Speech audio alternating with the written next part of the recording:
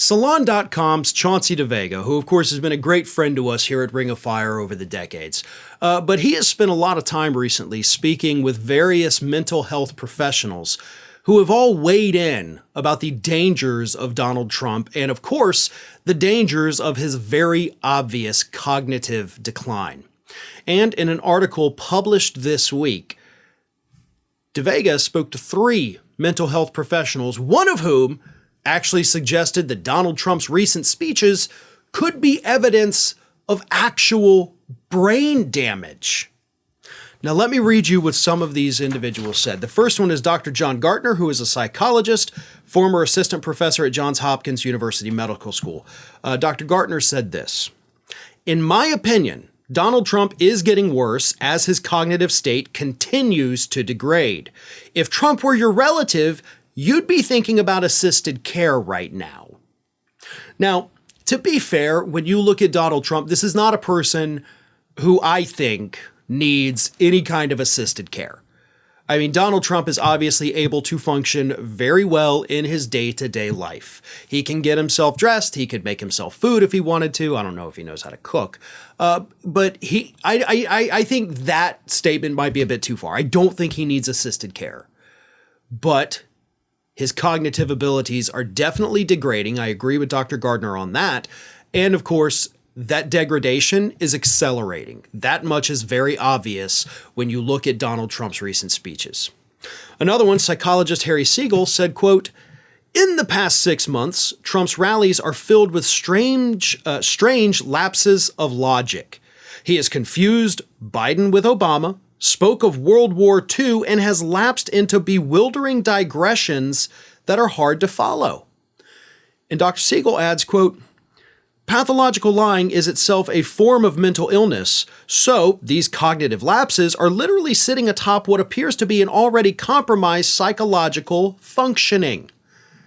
And that's another point that has gotten overlooked in all of Donald Trump's, the discussions of Donald Trump's cognitive abilities, is the pathological lying. Because yes, that's in the DSM.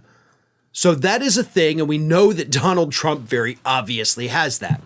Then, of course, you have Vincent Greenwood, who's the founder and executive director of the Washington Center for Cognitive Therapy. Greenwood had this to say. This is the big one.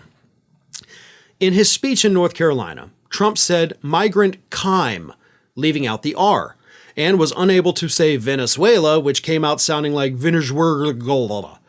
These are examples of what we call phonemic paraphasia, which is associated with underlying brain damage. Underlying brain damage.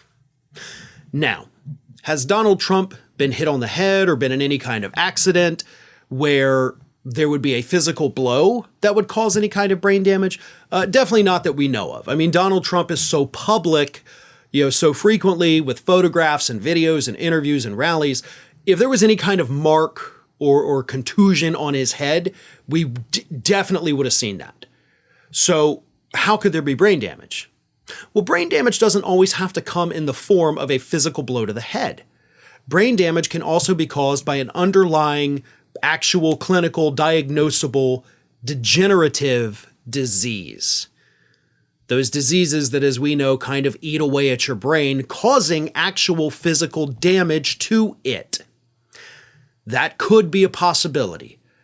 I am not a mental health professional. These men that I just quoted that spoke with Chauncey DeVega, they are. And I'm going to take their word for most of this over my personal opinion.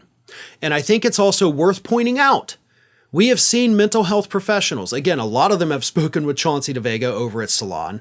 A lot of them have done interviews. 27 of them wrote a book while Trump was president. But we have not yet seen a single group of mental health professionals come out and sound the alarm bells about President Biden the way they are about President Trump.